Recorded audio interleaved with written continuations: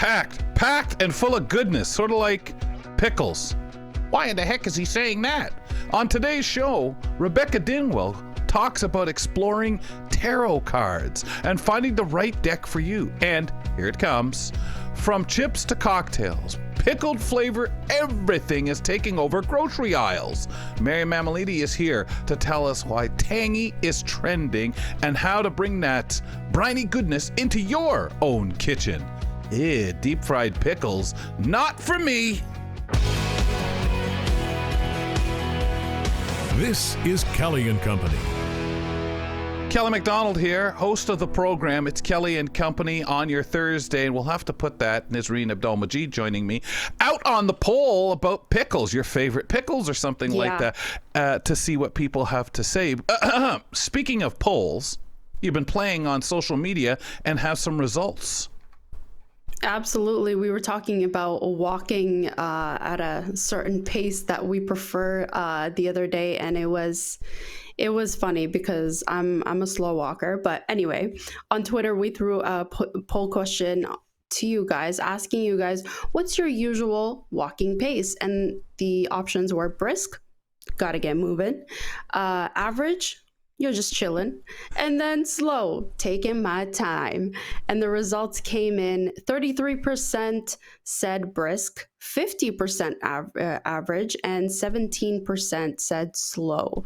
So 50% for average that won me. The poll. I think that's me. That's what it used to be. That's what I want to be at, the average. But it used to be brisk because I hated walking and just wanted to get wherever I was going. I just hated it. And God forbid any poor soul that stepped in front of me or crossed my path and didn't see me in time. Oh, the poor devil. So, excellent. Thanks for putting that one out there. And maybe today we'll see how the pickle conversation goes and sees if there's anything there. Pickles. We do that later. Yeah, it's really interesting because I don't like the deep fried. I did have a question too for you. I was listening to a radio show, one of those phone-in shows, and the announcer was asking some questions. This was about basketball and the upcoming finals that are going to start today. But what was interesting is this announcer would have the caller come on, state what high school they went to, not sure where that came from, and then they would give their opinion of the series upcoming, and they would speak, and then he would speak, but letting them go. So this happened while I was listening. Caller 1, caller 2, caller 3, the fourth caller it happens to, but the fourth caller said their words, spoke, click, hung up when he was done. And the announcer commented on this. And listen, you're the one who set the stage. I mean, we've talked about having callers and how we could do it in our live show era at AMI Audio, how much we'd love to talk to the listeners and that kind of thing and get some instantaneous stuff, and could never really figure out how that was possible under our circumstances. And you know, because you got to have the delay and everything in case someone says something you don't want on the air, right? Have you ever thought to yourself, why would that announcer have done that? Boy, I'm not going to do that when I'm on air. I know, and I think about this. I've noticed some things with different hosts, announcers that I used to watch, I used to listen to, but something that set me off was cutting callers off. Sorry. Cutting people off when they're talking, and they don't let them finish their point. It can come off as, you know, the host being impatient, so that I feel like that's disrespectful to the caller, and it's really off-putting. Like you make a listener not want to call, and that's sometimes you get a big head, right? Oh, they're here just to listen to me. Yes, I gave you your 13 seconds to say your comments, and I like the end of that one, or that I can leap off of. Click, you're gone. No comment from you. Like they want to keep it's really interesting being in control. Yeah, exactly. Yeah, and mostly keep the show moving, especially if they're not necessarily fond of, well, whatever, your call for whatever reason, whether what you're saying, the way you're delivering it and stuff like that. And they're, no, come on, spit it out, let's go. Whatever their reason might be, it is so off-putting. I don't even know how you get callers, because it's kind of like sitting too close at a comedy show and becoming part of the show, because the comic looks down and says, "Oh, you," and starts making their remarks. And I've always just think, like, why would you do that? This is your lifeblood of your program. And folks, I'm not just saying that because you're listening in, or Christine Malec is lurking with a comment about this either. Chris, you know, when I went to broadcast school, we just pined away for the idea of talking to people, but I remember thinking how scary it would be to get on there, and especially if you were the kind of program and you upset someone. Welcome back to the show. How are you? Oh, now there's one I never thought of. I never thought of me upsetting someone and then having them come back. Thanks for that, though. I'll add it to my list of, ooh, that would be unpleasant. Let me go try. Yeah, let me make sure either I try that Let or me don't upset try someone. that. I'm going to upset Yeah. one of you by the end of this. No, I'm just kidding. I'm just kidding. I'm not going to do that. I Well, don't know. might, On your but not on subject today, purpose. maybe not. Yeah, on your subject Right? today, I don't know. Well, it depends. No, I You got to might. sell me I on this could. stuff because, That's you know, I'm not really I know. a fan of this topic. But I want to know, have you ever heard a radio broadcast or something like that that kind of made you either, I mean, I don't want to say cringe because I'm sure lots of broadcast people, unfortunately, say things that can make you cringe. I do have one. And I'm very mindful of it when I'm interviewing, which is an interviewer will have a question and they will pose the question, but right after they've finished where the question mark is, they'll keep talking and they'll Mm, contextualize it all. And that's okay. Contextualizing is important, but then the speaker, the guest, doesn't really know when to jump in. And so I'm really yes. mindful of this when I'm interviewing. I make the context, I say what I need to say to frame it, then I ask the question and stop. And Yep. that's something I'm really sensitive Yeah. to. And I won't name names, but Yeah. I know some broadcasters who are infamous for this. And I listen, I go, I can't stand listening to you. Like I might want to hear the guest, but I Again, can't stand yeah. listening to you. Yeah. Yeah, exactly. Again, like Kelly said, big head. They go on too Right. long. It's all about them. They want to take Yes. control. And it's not respectful at all to the listeners. Like you don't want to encourage people. You're not encouraging people to call in and speak their opinion. Yeah. Yeah, Yeah. and whether it's a caller or an interviewee, like a guest, you're there as the interviewer or the host. You're there to highlight the person that's guesting, right? And so if you're so Mhm. caught up in your own ego and showing everyone how much you know, you're not really going to do that very well. Yeah. Mhm. It's kind of like when an interviewer doesn't listen, right? We're distracted. And I remember being so paranoid about this because I saw someone do it on TV and the guest, you know, they asked a question twice, basically. And the guest said, well, I just kind of Oops. answered that like that. And it was the funniest thing. It was on a big show too, Oh, like on a big channel. But I was always so scared of that. And when I had other people on a previous show years ago writing questions, I remember going to them and saying, listen, man, I focus as I'm listening to the guest answer on the next question because you've got me showing how much I know but don't know because you've put it down here for me to Mhm. read that, and I find that distracting. We have to kind of work on that, and we found a solution. Chris, let's get into this conversation today because we're posing you a question, and I promise I'll ask it and I won't go on and on pretending I know something about it. What's burlesque? Because we're getting into this conversation with Christine Malec joining us on the show, who is going to be telling us about some performances are being made accessible for blind and low vision audiences. You've checked this out, Chris. I like burlesque itself.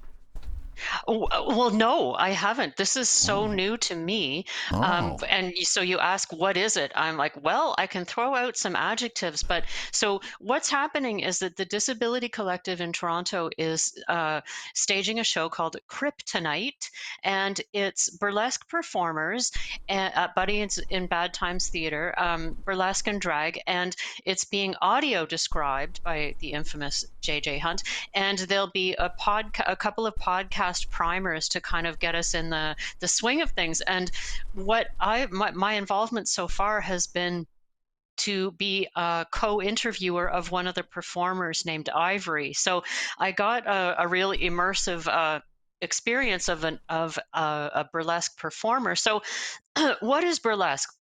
My first question, well, one of my questions to Ivory in my naivety was, can you please distinguish burlesque from stripping? Because to me, I'm unclear.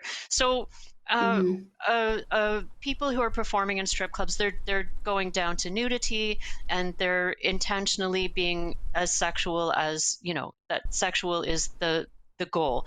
With burlesque, it's much more playful. Sexuality definitely is involved, and the adjectives are like provocative, evocative, suggestive, flirtatious, playful. There's often a political undertone or even overtone. There may be a message that the artist is wanting to communicate um, about marginalization, about social justice, but it's done in this playful way that has a huge amount of costuming involved. Costuming is huge, very flamboyant. There's often things like elements of circus. So Ivory, who we interviewed, she's a fire breather. Yep, very cool. She does some target shooting.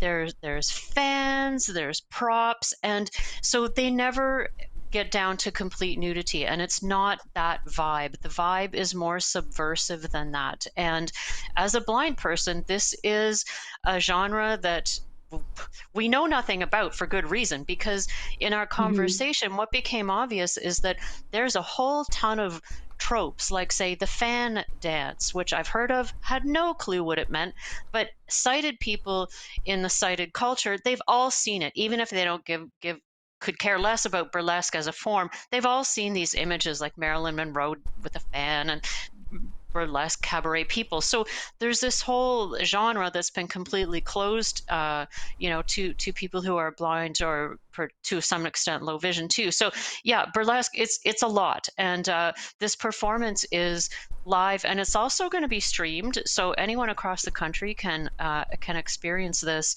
and with the audio description. And there's some unique audio description challenges. So JJ and I have been having a lot of laughs about how to convey some of those things too. That would be interesting to audio describe. I am dying to hear that. But can you tell us? Yeah, you get it. You get it. I feel like it would be such a wild thing to describe. But can you tell us a bit about this performance, just to get a clearer picture?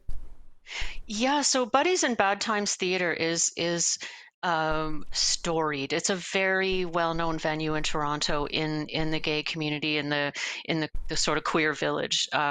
It Part of Toronto where historically there's been a lot of queer culture, and this theater has been a hub for queer culture and queer arts for many years. So the venue itself is important, and then the show is about a dozen artists who identify as queer or disabled in various ways. And the show is, I don't know, the show will be music and dancing and circus arts and lots of feathers, lots of flamboyant costumes, lots of very provocative, lots of innuendo, um, a wild ride. So one of the conversations that we've been having is about language, because in classic audio description, you describe what you see. Oh, okay, that works. But in burlesque, if you just keep saying breast, breast, breast, it doesn't really conjure the emotive vibe that burlesque is going for. So JJ's kind of tussling with, well, do I use slang? Do I use graphic language? And so what he's done is he's approached each performer and asked them to do a self description so that he can describe them using language that they have chosen. But also he has had questions like, tell me about your favorite body part of your own body, describe it, and Mm, what words do you really despise, what words should I never use to describe you. And so what he's getting is words that the burlesque performer would choose to describe their body parts. So it's going to be graphic.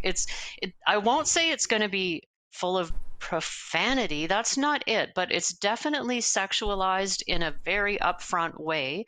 And we sort of had a conversation, like JJ was saying. Well, if the show is about, so reveal, the word reveal, and I'm wiggling air quotes here, burlesque is about the reveal. So you might take 10 minutes to bare up, not even your nipple, just part of your breast. It might take you 10 minutes to do that. So the reveal is when you finally grab your bra strap and slide it down. So he's talking about things like, okay, when do I pop out the big word, like the word? Do I save it? So he's having to do some sort of dramaturgical things where he's thinking about the arc of the performance and tailoring his description to mirror that in a way that is respectful to the piece itself. So lots of fascinating description elements for him to be considering when he's describing in such a unique context as burlesque.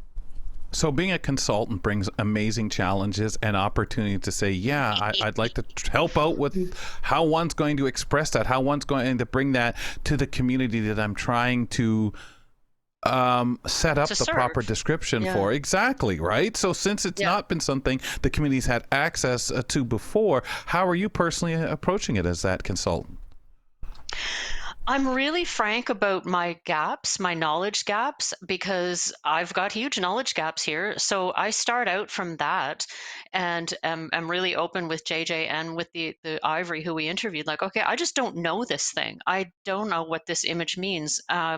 And also to say, yes, go crazy with the language, because there's a certain way in which, I mean, there's an undercurrent of the disabled community doesn't have any sexuality. Like, it's not overtly stated, but there's this undercurrent in society where the disabled community and sexuality are not linked in the public mind, and even in our own sense of our community, it's just not really a part of public perceptions and conversations. So one of my approaches is like, go wild, treat this as treat this for what it is. It's burlesque, it's Mhm. in your face, it's meant to push the boundaries, and so don't shy away from that. um, and then just sort of the basics of description. Like, I asked Ivory, I said, okay, your favorite outfit in your closet right now, just describe it. And there's there's something in Thailand where she gets her clothes from called the Thai drag wardrobe something. So there's things, there's levels here I just never heard of in my life. And partly that's just because of where my interest is, partly because I've always been blind. But yeah, so my approach has been like, okay, I've got these huge, here's what I don't know.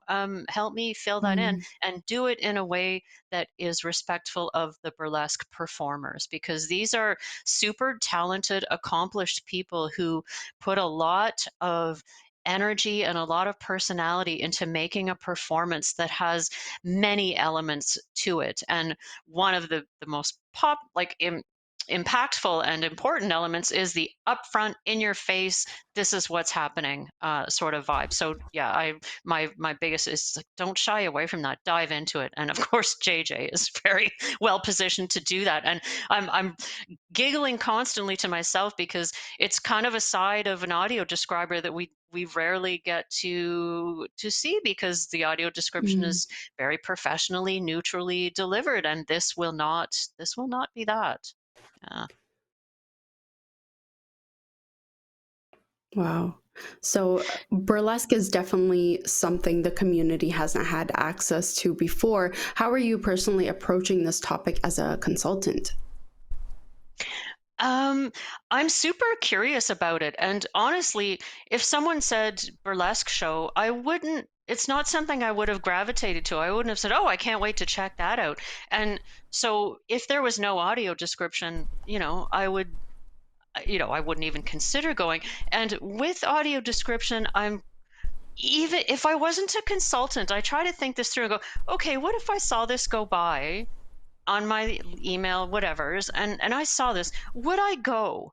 And I'm Mhm. iffy on it if I wasn't consulting on it, because partly because I know so little.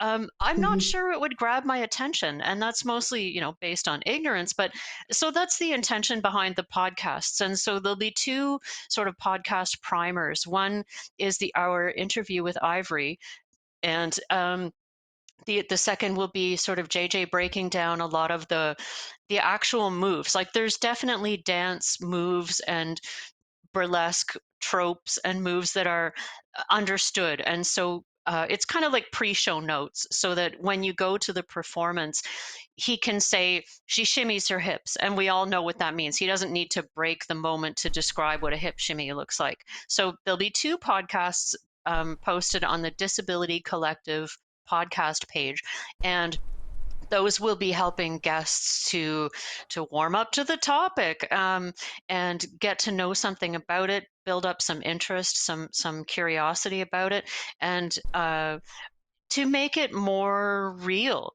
Because honestly, if Hmm. I looked at that post and went, I don't know if that's for me, it would be because it's not really real. I don't Yeah. know what to expect or what it is, and it's one of those things where if you say you load up a YouTube video of something burlesque and you watch it with no description, what you get is some really bombastic music. You might get some singing, but what you really notice is the crowd is like every Yeah. 30 seconds the crowd's going, whoa, they get really excited about something, and it's very crowd participatory. You're encouraged to, as an audience member, to contribute, to whoop and holler and clap, and you never know what those things are for unless you get audio description. And so they're usually about some provocative move or some like fan flutter or whatever. So Right, Yeah. right. now we Wow. get to know what these moves are about. An amazing opportunity. It's live and virtual, so anyone can experience it. Well, good luck with the Awesome. process. Yeah, thank you. That's fun. Yeah, like for goodness sakes for you guys. If you're in or near Toronto, consider attending Kryptonite on June 25th at Buddies and Bad Time Theater, or else check out the podcast primer at the Disability Collective or wherever you get your podcast. Chris, thanks. We'll talk to you in a couple of weeks. Thank you. So we have to give you guys a reminder out there. This show wraps up on June 27th. And in the meanwhile, we plan to have some guests on, including you out there, with your comments or any message you want to send to us. Email us at kellyco@ami.ca. You can always call us, 1-866-509-4545. We have the gang over there in marketing ready to send messages over. And of course, some of you out there, contributors, former people involved with the show, we really want your messages as well. We'd love to be able to play some of them on air, read some of the messages as we roll towards the wrap up of Kelly and Company on June 27th. You can also follow me over on X at AMI Kelly Mac. Rebecca Dingwell is an amateur tarot card. Oh my God. Rebecca Dingwell is an amateur tarot reader, still bad at shuffling. I practiced this word a couple of times before the show, Kelly. I just need to. It's the point problem that is you're out. looking at it, right? That's Yeah, what does I it. looked at it and it still screwed me up. But let's talk about you, Rebecca. Why Hi. is it fun for you and how is it accessible? Because she enjoys pronouncing it. Well, Tarot. no, tarot. there is.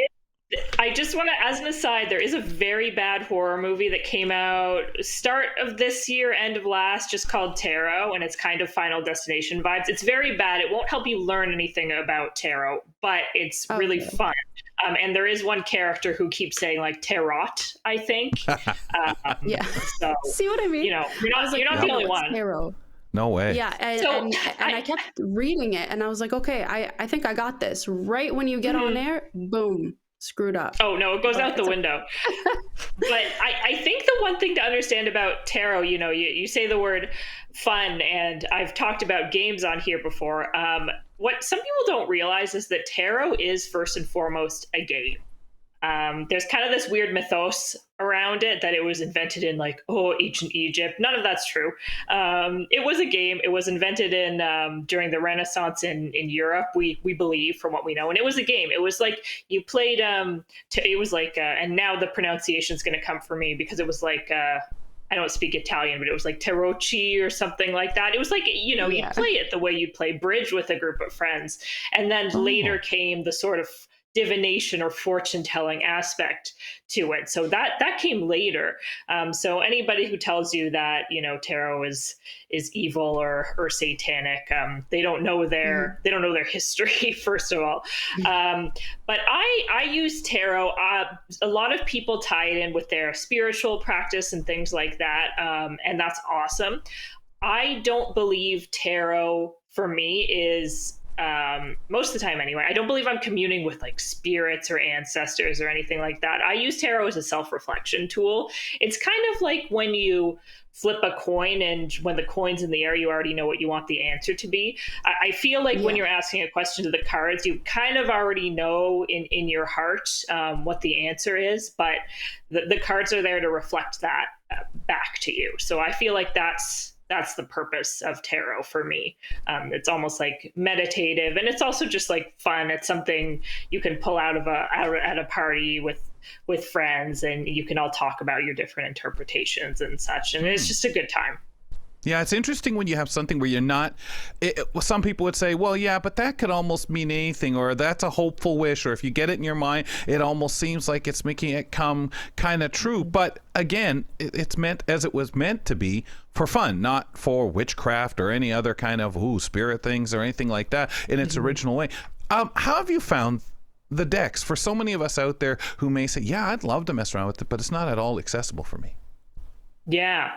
So there are a few different things at play here. So when I talk about tarot systems, there's sort of like a format, if you will. So a lot of what you'll see in pop culture, the deck that comes around a lot is the Rider-Waite-Smith deck, or RWS deck. I believe that started becoming widely available in the early 1900s. So that's the one with like the death card, for example, that you'll see in horror and games and stuff. It's like, ooh, and death doesn't mean literal death, but I digress. So that's sort of the main one that you see, and that's the one that I started with. It's not necessarily the one I recommend starting with. By all means, if you want to.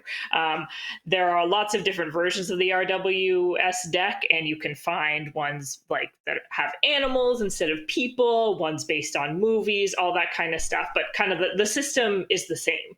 But there are 72 cards, so it's a lot to learn, a lot to go through.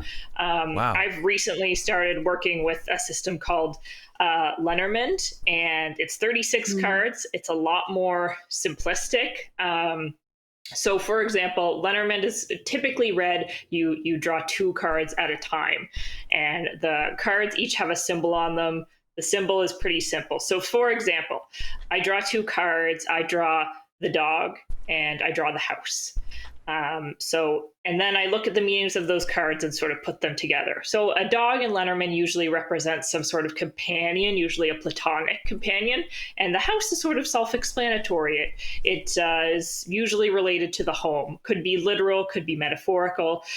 So maybe I'm asking the cards, I'm saying, I'm really lonely, I'm feeling a little bit lost, and I'm looking for guidance. Then if I drew those 2 cards, what I might glean from that reading is it could be as simple as, you should probably like invite a friend over to talk about this. Like you need to welcome your circle into your home and into your life, and that's what's going to help you. So it could be as simple a reading as that. And because it's so simple and the symbols are so simple, I think that would be accessible just from the standpoint of learning the system, but also probably, it would depend on the person, of course, but visually as well, the cards tend to be a little bit less complex visually. So I think that could also help as well.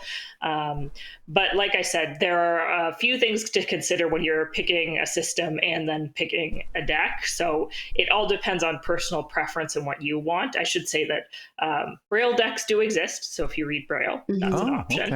Okay. Great. Another thing to consider is the size of the cards. So hopefully if you're going into a shop that sells tarot, often they'll have like the decks behind, like on a shelf or behind glass or something. Often the seller will have kind of like a sample set of those tarot decks, like an actual open box, so you can flip through it. So things like the size of the cards you might want to consider as well, depending on your dexterity. We mentioned I'm not a great shuffler, so cardstock that's like really big and like really thick when the cards are like quite large. That's a little bit too much for me. I don't like if they're, they can be bigger than the regular playing cards. That's fine, but there are some that are just huge, and I'm not a huge fan of that. That being said, there might be somebody who actually finds the larger cards easier. So if you're able to walk into a store in person and kind of, get a feel for them, not just image wise, but, feelings wise, how you're able to hold them in your hand, if you can hold them in your hand, then that's something to consider as well. So are there large print cards as well?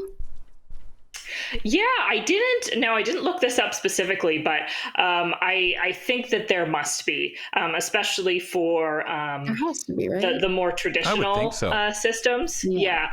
And there is a deck I have, and it's just called Queer Tarot. And in the book, it also has image descriptions. Now, Oh, the caveat here, when I bought this deck in person, so it didn't come with like a PDF book or anything. So if you have trouble reading the text in the book, that could potentially be an issue for you. But it might have more online, but it actually does have image descriptions for each card, which I hadn't seen before. And I thought that was kind of neat. And that deck also has images of people. They're based on real models, so they're images of people with diverse body types, races, people in wheelchairs with different mobility devices. So that's sort of cool as well when you're looking online or in person. If you want to find a deck that, say you've decided on a system that you want, then I'd feel like the next step is deciding on a deck that fits your needs, whether that's physically or just like emotionally, what you want to see when you look at the cards and when you're reading. That's really cool. I love the inclusiveness. Wow. Rebecca, fantastic. Rebecca, as we wrap up the show, we've been asking everybody to come on and give their thoughts, feelings, and really wanting us to give you a big thank you for being with us.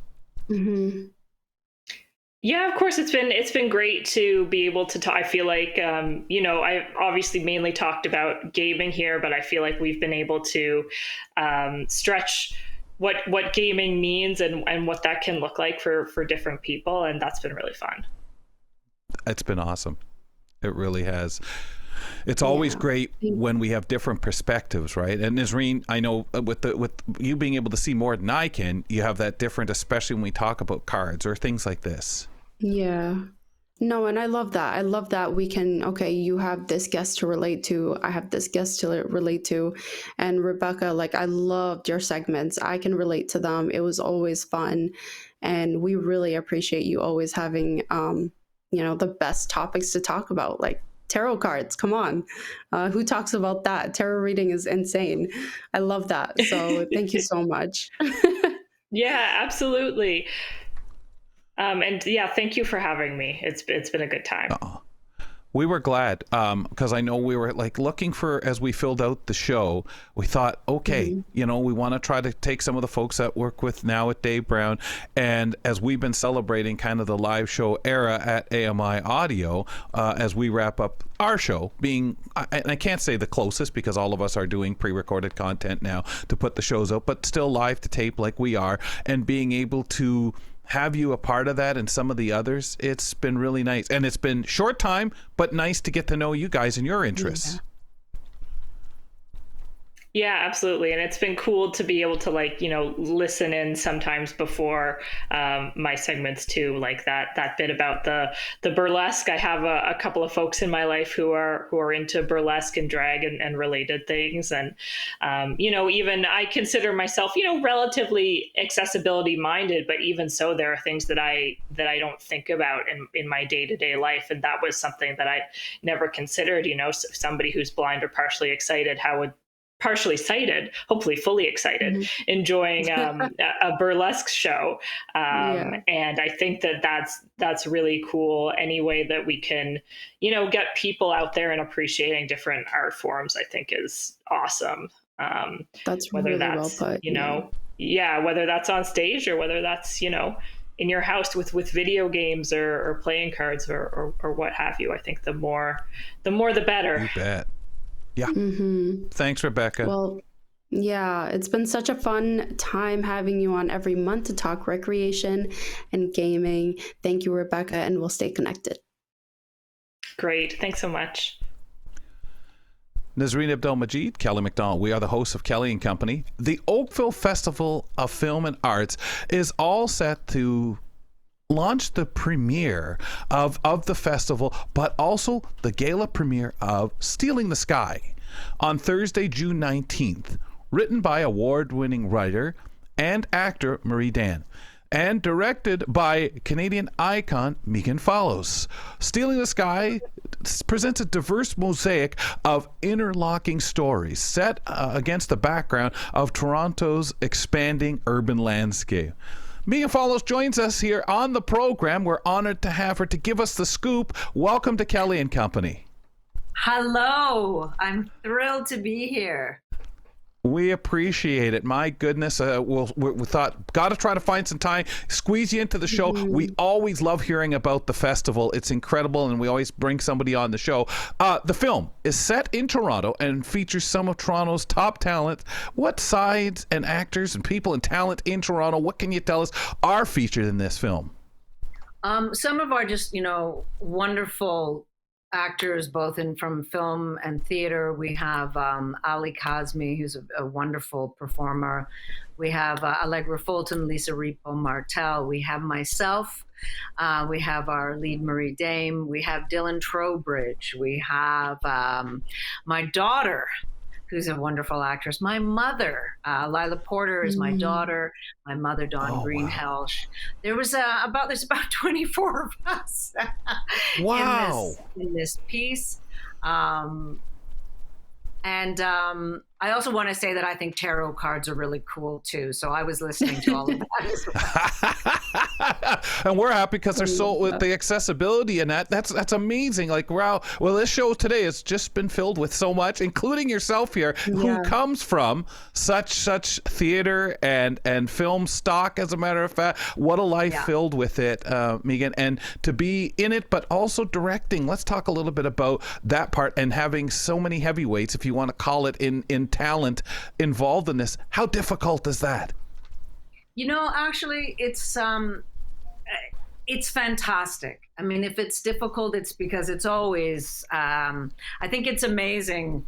At the end of the day, you want people to go through an experience and watch a film. What they don't know is all of the hard work, all of the pieces, all of the joys and struggles that you've gone through to get it, to be a cohesive, beating heart up there. So stepping behind the camera, which I've done for a while now, but this is sort of the first indie feature that I've co-produced, and then I directed and I act in. I loved it. It was, it's a low budget, and that also allowed for a certain amount of freedom, because you make choices and you have to, stand by them, and you play. I always say you better to ask for forgiveness than permission. Yes. Because you wait around too long and you keep asking. Sometimes you just have to get out there and do it, and that's what we did with this piece. Don't give them a chance to think about it. Yeah. Don't give them a chance to say no. No, exactly. Yeah. This is inspired. We have a by really Mary beautiful soundtrack too to this, so it's really thrilling. I can't wait. A beautiful musician, singer, and harmonica player, Bryn Scott Grimes. We were introduced to him. He also acts in the film, and he really brought this incredible, unique sound, this kind of blues and haunting and rhythmic. It's a character, as I say. One of the characters in the film is the city of Toronto itself. Nice. Are the buildings? It's the landscape. It's the changing buildings. It's we are under so much construction in Toronto. It's a kind of a process of reconstruction and deconstruction, and sometimes it's for the good, sometimes it's a painful goodbye to beautiful spaces. and us all trying to find a place in that. It's really also about finding your place in a city. Often we all feel so lonely when really, in truth, we are connected and can be more connected. So those are themes that interest me in this piece. Yeah. And so it's really interesting. Go ahead, Nis. Yeah. This is inspired by Mary Dame's story. This dramedy depicts a world where bulldozers reduce historic buildings to rubble, development notices disfigure storefronts, and cranes and half-built towers literally steal the sky. So what's the message we're hearing in this premise? Well, what's interesting is, it's also sort of a coming of age story of a woman in her midlife, where everything you think you know and where you live can change. So in our lead character's case, which was based on Marie's life, she had lived in a great old loft building and did a lot of Airbnb and lived in the gig economy. And all of a sudden the developers were in and the gig was up. And what do you do when the gig's up? Across the street from this building is a very important and special refugee center, Sanborn House. And there's a relationship to people also who come from all over the world who have lost everything or are really trying to recreate themselves and a life in Canada, and find themselves also having to start again. So that is a theme of that. In terms of the buildings, as we go higher and higher and we crowd more, sometimes we're losing that beautiful sky. So that's an element of this piece too.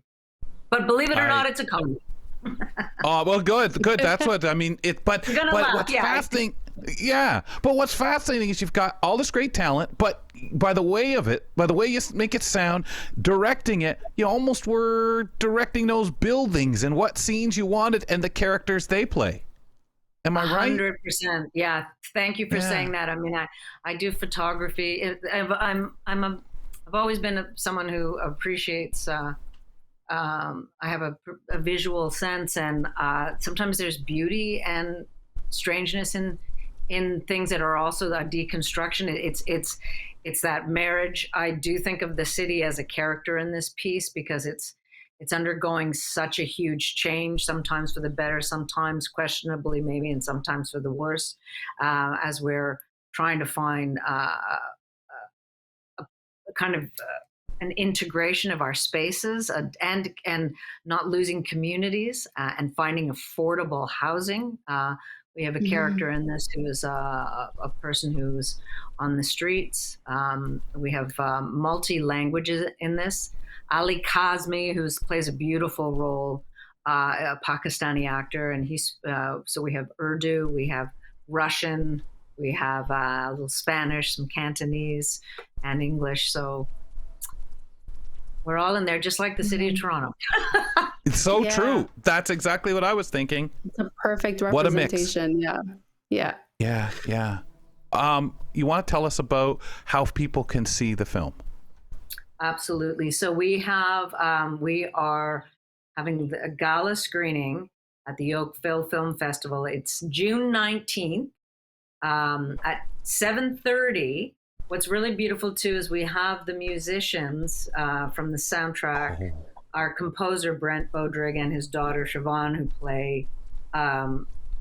They're going to do some music, and Bryn Scott Grimes, our incredible harmonica player, they're going to perform live for us. And then there are two short films, beautiful short films, sort of in the world of those themes, and then ours. So come and join us, celebrate and help, Canadian film, independent Canadian film. This is a self-financed project, a labor of love, done by 3 women, the writer, the director, the producers. And we are excited to share it, and we want to see more and more Canadian stories from all over, all diversity, all genders. I want to embrace just the incredible richness of stories that we have, and we need that support. So we'd love to share it with you. Wow.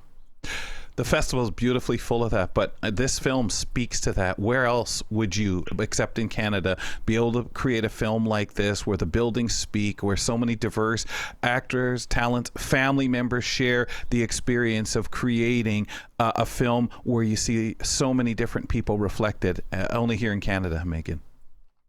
I think so. That's one of our beautiful things in our city, and I think, one of the beautiful themes that always touched me in Marie's piece, we often feel very isolated from one another, even though sometimes we're living right on top of each other, and we forget.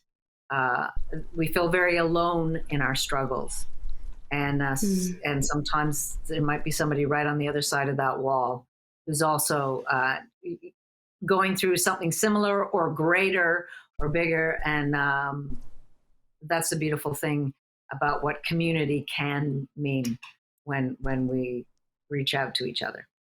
Hear, hear. Well said. Thank you so much for squeezing us into your busy schedule, and good luck with the film, everything. Really appreciate it. You're so welcome. Thank you.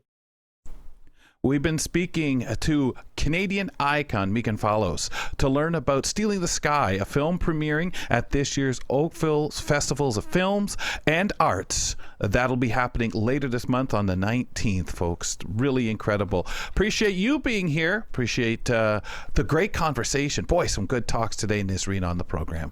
I feel kind of, though, hungry by now, as we usually do at this time of the show on a Thursday.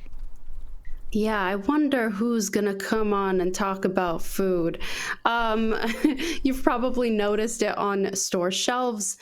Pickle-flavored popcorn, chips, even dips. It seems Canadians just can't get enough of that zesty, tangy flavor. Culinary expert Mary Mammoliti, surprise, joins us with a breakdown of the pickle trend and how to make it work in your kitchen. Mary, we spoke about this earlier on the show. I love pickles. I really do. There's just some things that I don't know, it just can't be mixed, like pickle ice cream. How do you feel about pickle ice cream? I'll try it once. I'll try everything and that's once. That's it. Give it a try. Because I'm just curious by nature. So I'm always curious, and it'll get the best of me if I don't try it. Yeah. We're seeing pickle flavor everywhere, from chips to dips. What's behind the rise in popularity? So it's fairly simple, because pickle flavor, it taps into that bold, it's a craveable combination of salty, sour, savory. Honestly, Canadians are just loving it and eating this up. According to Grocery Business Magazine, now I have to read this to you because I love the way they connected this. So the demand for pickle flavored snacks has spiked over the past year. It's not just about taste. There's a nostalgic element to it. There you go. There it is. I was saying that this morning on AMI Today. I couldn't understand, because we've had pickle chips since, well, like I told the boys, I said, hold on to yourselves, guys, but since the last century, since I was a child. Yeah. It's been around for a while. And, well, this is the thing. It just exploded recently. Yeah. Right? Yeah. And when you think of dill pickles, any reason why? Because you're thinking of that backyard barbecue, school lunches, snacks. I used to always just snack on them. I loved dill pickles, and I still do. I shouldn't say past dill. tense. Yeah. I was literally just crunching on them last night. It's just a regular day in my pickle needs. But yeah, I love dill pickle chips. But there are some things that just don't work. What do you think? That don't work. I am not keen on dill and sweet. I'm not big on that. Because but I feel like this trend. Work? Yeah, you know what? People feel like it works because of this trend. It started at CNE. Do you remember? Well, it did. So like that's what I'm saying. Like It little did. things of dill pickle popped up everywhere, right? We Yeah. noticed it in salad kits. We noticed it in, like you said, the C&E, in carnival snacks. But that's the whole thing. It was part of that carnival eats where it's these weird combinations. But now it's becoming more mainstream where you're adding it into everything. And Deep just a fried little pickles. goes a long way. Deep fried pickles. Am I a fan of that? Yeah. No. No, I know. A lot No, of people me probably neither. just... Me neither, yeah, man. I'm not a fan. Again, Yeah. textural. I like it initially. For the first few bites, then it becomes overwhelming for me. Exactly. Yeah, I'd want to Exactly. try it once, and then, as you said, Mary, I'm like, okay, Yeah. I'm done. I could say that I tried One it. and done. It's done. Yeah, exactly. Yeah. And you wouldn't do the same with sweet pickles. See, this is the kind of thing that it's interesting with the trend because it's really a dill trend. Mhm. Right. Right. It Right? is. You It's wouldn't definitely, it's do the heavily same on the dill. things. Yeah, you wouldn't do the same kinds of things you do with sweet pickles. They're meant more. It's almost like sweet pickles came along to do that sweet and dill to some extent. Yeah. That vinegary with the sweet, like you were just saying, but it is a total different sweet than having dill pickle ice cream. Well, that's the thing. That's the sweet I'm talking about. Is when you're mixing it Yeah. with my desserts. Don't mess with my desserts. Because to me, I'm serious about that, my desserts. So for me, when you Okay. try to squeeze it into dessert, I don't think I can do it. Okay, Yeah. so we can have weird combos, and people end up with those kinds of things generally sitting at home and, I don't want anyone to see me eat the pickle with this. What kinds of things do you see this trend doing at home? What could we do there to enjoy our pickle? Okay, so the first thing I want to mention is try making the seasoning yourself at home because it's not going to cost you a lot of money. It's not a big investment, so it's something that you can do at your own and at your own pace and just kind of sprinkle a little bit here and there. So this is what I would do to DIY your own pickle seasoning. Mix together dry dill, garlic powder, vinegar powder, which is fairly easy to get. You can get it online or in bulk food stores. And then I recommend about 2 tablespoons of dill, 1 garlic powder, and then vinegar powder. What did I say? 2 tablespoons of dill, 1 tablespoon garlic powder, 1 tablespoon of vinegar powder. That's it. I missed the measurement for the vinegar powder. Okay. Who am I? Do I even know how to create recipes? So, that's what we do. Just do that. And honestly, sprinkle it, try it a little bit on maybe popcorn first. Chickpeas, roasted chickpeas. Yes. Sprinkle it on your fries and see what that does for you. Right? Like a little bit of, it's that Getting potato so chip kind of hungry. thing. Yeah, Yeah. so it's a great way to kind of add that tangy hit and then test it out at home without, like I said, without putting too much money into it. You can be so creative with snacks, pickle flavored snacks, but can we use it in actual meals too? Oh, absolutely. Absolutely. So pickle flavor, it can brighten up so many dishes. So one of my favorites, adding a splash of that pickle brine to salad dressings, even potato salads. Oh, yeah. Yes. Right? It's delicious. It just adds that little zing that you want. Maybe chop some up into some deviled eggs. I've done it with egg salad, which is really nice. Again, don't overdo it. Yep. Start slow. Right. If this is something you're first trying, don't go in heavy with it. It gives that punchy twist.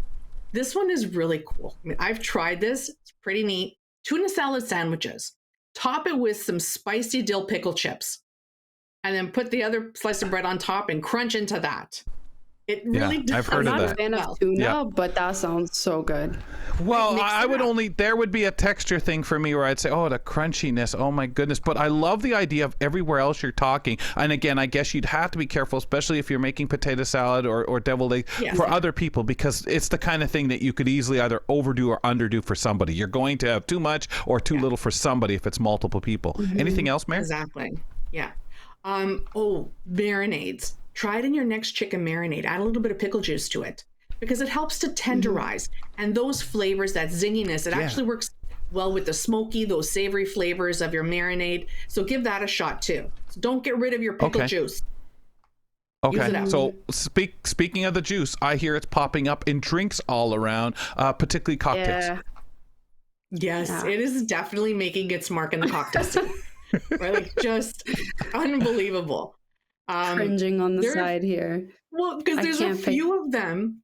Well, okay, think Yeah. of maybe a splash of pickle brine into a Bloody Mary, if that's your thing, a Bloody Mary. right? It amplifies that umami, that saltiness. It plays nicely with the spice.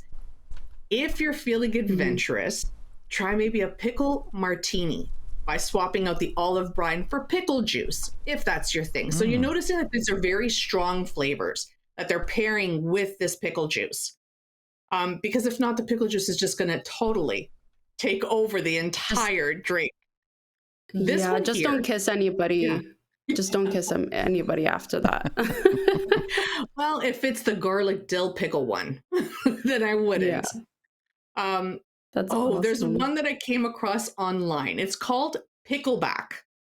Haven't tried it, but it's a shot of whiskey followed by a shot of cold pickle juice, right? It sounds unusual, but according to online reviews, the combo's shockingly, and I'm quoting, shockingly smooth and balances out the burn. I think that would give you the burn, but who am I? Gosh, and you got to have that while listening to Nickelback. Right? Exactly. I mean, you're thinking, I don't know. It's just, to me, those are very strong flavors. But I'm not going to hate on it. Like I said, I'll try everything once. So there's that. Yeah, we're going to try this out. We're definitely trying this out because I love pickle flavored popcorn, and you got me on that. There's so many creative ways you can include pickled flavored everything. And I think this summer, that's the time to try it out. Thank you so much, Mary. Absolutely. For more of Mary's recipes and tips, go to marymamoliti.com or at Kitchen Confession on Instagram or TikTok. Brock Richardson joins me on the program, and Niz and I have a fantastic interview conversation we did earlier in the week tomorrow. But aliens arrive as the Michael Fair reviews the UK Visitation. This is from Big Finish Audio. Artist Corner returns to Kelly and Company, where we get some music and some great conversations that Niz and I jump into. We meet multidisciplinary artist Rachel Harding, who's sharing her first self-produced track. It's a lush, chill summer anthem, and she's debuting it for the first time right here on Kelly and Company. Fedora's off to you. Have a good day. Thanks for tuning in to Kelly and Company. Follow us on all social media, and don't forget to like and subscribe to the channel for more.